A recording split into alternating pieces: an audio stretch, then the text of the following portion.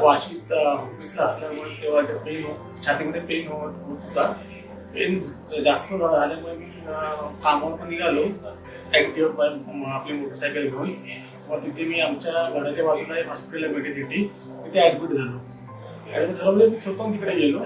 तिथून मला त्यांनी ECG काढून लगेच मला छातीमध्ये पेन जास्त होत असल्यामुळे त्यांनी मला इकडे हॉस्पिटल मेडिकलला कळवलं आणि तिथे ॲम्ब्युलन्स करून दिली आणि नंतर मला इकडे शिफ्ट केलं.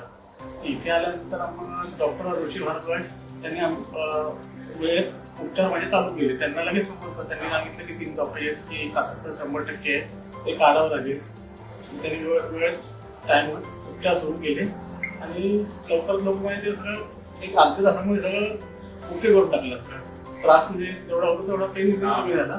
ओके जीव वाचल्यासारखं झालं मला तेवढं. आणि त्याच्यानंतर मला ICU मध्ये शिफ्ट केलं. ICU शिफ्ट केला तरी 24 तास ICU मध्ये होतो. तिथे मला व्यवस्थित ट्रीटमेंट भेटली. काही जेवणाबद्दल बाकीच्या स्टाफबद्दल बोलायला लगेच यायचे. त्याच्यानंतर मला काल तरी संध्याकाळी नॉर्मल जनरल वॉर्डला आणले. ते मी व्यवस्थित ओके.